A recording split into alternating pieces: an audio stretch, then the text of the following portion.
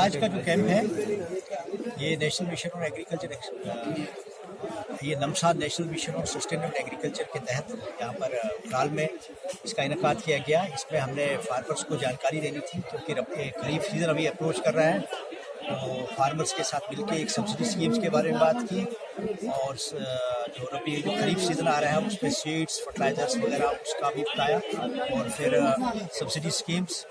इसके अलावा जो सॉइल हेल्थ कार्ड है, जो ज़मीन है, इसकी जांच कराने का मकसद क्या है उसके बारे में इसकी प्रोग्राम इनेकाद किया महकमा एग्रीकल्चर ने। और आज ही यहाँ पर हमने फार्मर्स को भी बुलाया हुआ था।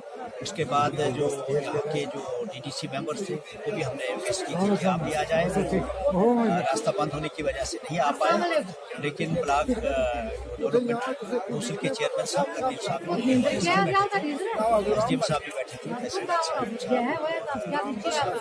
अच्छी गैदरिंग हुई। इसका फार्मर्स जानकारी का ही मकसद सर किस तरह से लोगों का कॉपरेशन तो फार्मर्स का बहुत अच्छा रहा। उन्हें हमारी बात जो है बड़ी पेशेंटली बड़े प्यार से एहतराम से सुनी और मुझे यकीन है कि हमारी बात का कोई फायदा किया गया। सर पोगल परिस्थान में क्या रीजन है सर, लोग खासकर सर एक ही कास्ट जो करते हैं सर मक्की, इसके अलावा नहीं हो सकता सर कोई?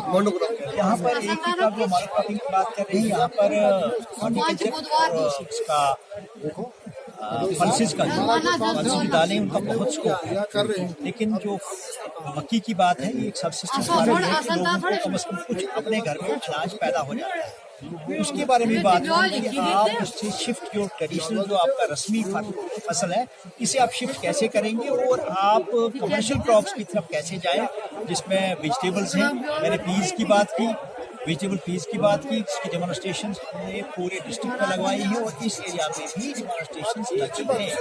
पीस की एक ऐसी खास बात है कि ये यहाँ पर खरीफ सीजन में भी बन सकता है। जो हमारी ऊंचे एरियाज हैं, पहाड़ी एरियाज हैं, वहाँ से बनकर फिर मार्केटिंग की इसमें कोई प्रॉब्लम नहीं है। कहीं पर भी मार्केटिंग की जा सकती है, कहीं पर भी बेचा जा सकता है। आलू एक और फसल है जो हमारे पहाड़ी इलाके हैं, ऊंचे इलाके हैं, वहाँ पर आलू की काश्त भी की जा सकती है क्योंकि अब सड़कें बन चुकी हैं। आलू की काश्त अगर की जाए उसका वजन बहुत होता है, तो लेकिन सड़कों का फायदा लिया जा सकता है और आलू भी हमारा मार्केट में जा सकता है।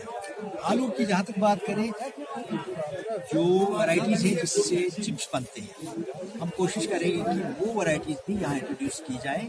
उसमें चिप्सोना वैरायटी है, लेडी रोजेटा वैरायटी है, वो जब लग जाएंगी फिर चिप्स का सर ये आपका क्या मैसेज रहेगा सर इस आज के माध्यम से? सर पोगल परिस्थान के लोगों के लिए कौन सी सर क्रॉप अच्छी रहेगी ज्यादा? मैं फार्मर्स को ये गुजारिश करूँगा कि आप इसमें इंटीग्रेटेड फार्मिंग जो है जिसमें मिक्स फार्मिंग की जाती है उसमें वेजिटेबल्स का ध्यान दें। पानी की कमी है लेकिन मटर के लिए पानी की ज़रूरत नहीं है, ज़्यादा ज़रूरत नहीं है। वो प्रोटेक्टेड कल्टीवेशन जहाँ ग्रीन हाउसेस बनवाएं।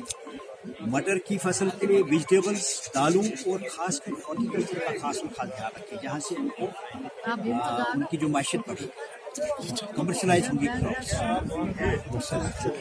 शुक्रिया सर, थैंक यू। साहब से बोलूँगा कि पीएमओ साहब को भी वेलकम करें। फोटो ऐसे कर आप दिखना चाहिए क्या बात है। तरीका उसका तरीका ये है कि साइड वाले फील्ड